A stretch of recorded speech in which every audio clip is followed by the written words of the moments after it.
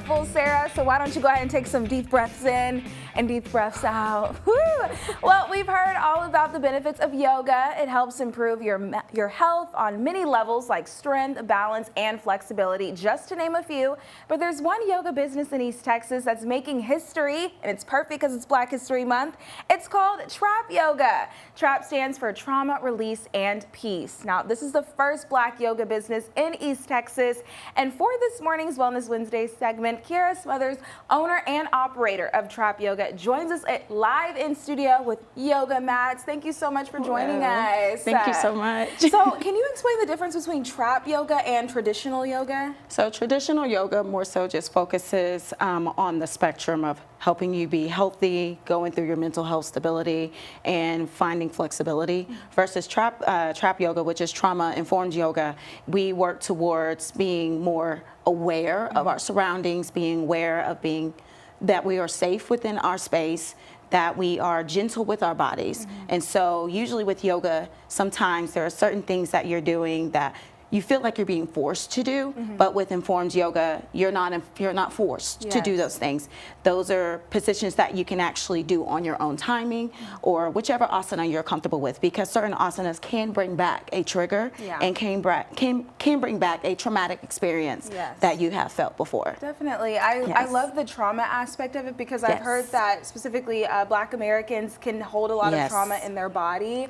So what positions do you do, poses, shall I say, that kind of helps release all of that? It just all depends on what particular trauma you're wanting to release. So if you're having a lot of anxious thoughts or depressive thoughts and stress, you're going to want to release what's inside of your back. If you've dealt with any type of abuse, of course, we'll keep it very G-rated. You will want to release anything in your hip flexors, in your pelvic, in your glutes, any of those nature. So it just all depends on what your goal is to release. And specifically for my particular business, my goal is to create a sequence specifically for my clients. And whatever their particular trauma is that they would like to release, then I would create a sequence based off of that.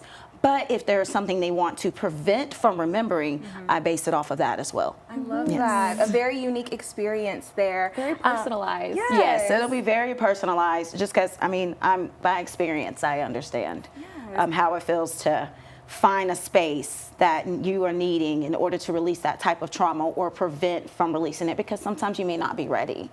Do you feel like that was your calling to start Trap Yoga here in East Texas? 100%. As crazy as it may sound, like I come from a teaching background, so I've been in education, nonprofit, childcare, teaching, and at this moment I'm a success coach for iSchool Virtual Academy. And so I've always done yoga for about 6 years or so. And so I just, throughout those 6 years, I've dealt with so many different things. And so I just felt it naturally start embedding into my life. And I was like, okay, I don't see as much as inclusiveness in it as I was doing it. And so I said, okay, why don't I go ahead and do it? And I did. I felt that still small voice that said, yes, do it. I love that. Well, we're going to go ahead and test out Trap Yoga this morning. What would be our first pose? So you are actually starting out with your first pose, which is breathing. Love it. And it's easy and simple. You can do this right at home. Yes. Pranayama breathing is a branch of yoga, which is breathing. That's what it is. So, for instance, have you ever seen a baby breathe when they're sleeping? Yes. And you notice their stomach? Yes. A baby is an example of pranayama breathing. I love that. So a lot of times, of course, as we grow up, we start dealing with different stressors in our life. So we forget how to breathe properly.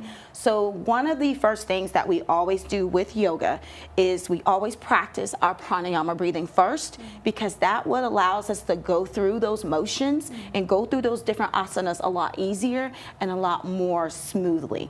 So first, of course, y'all have on shoes is perfectly fine. I'm a barefooted kind of girl. So finding space in where you are right now. Of course, I'm going to speak to y'all as though I am a trauma-informed instructor. Grounding your feet into the ground. Of course, making sure that your knees are not locked, that they are gently bent. Check and see how your body is feeling at this time.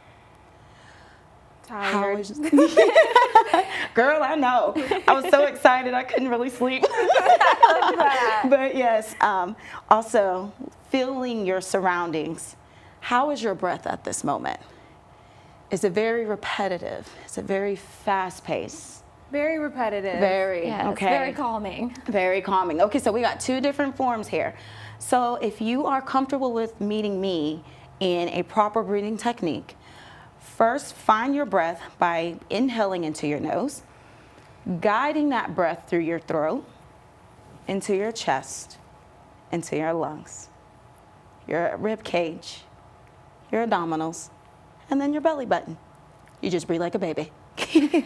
And as you exhale, you can choose to exhale through your mouth or your nose, opposite through your belly button, your abdominals, your rib cage, your lungs, your chest, your throat, and your mouth or nose. That's exactly what a pranayama breathing is. The goal also is to keep your shoulders from lifting up, because a lot of people, once we go through those stressors in today's life, we breathe through our shoulders, literally. Yes. When it actually should be through here, Perfect. through here. And once you get down exactly how to do a proper pranayama breathing, you'll actually be able to go through life a lot easier with the different stressors that you have in your life. Definitely. So now that y'all have down that pranayama breathing, inhaling into mountain pose, same exact way we have done before, through our nose, throat, chest, lungs, rib cage, abdominal, and belly button. As you exhale, go into a chair pose where your arms are gently coming up diagonally and you're sitting as though you're going into a squat. Exhaling into that chair pose. Well, we are going to hold this pose into the break. Keep practicing with us, and we'll see you guys when we return. Awesome.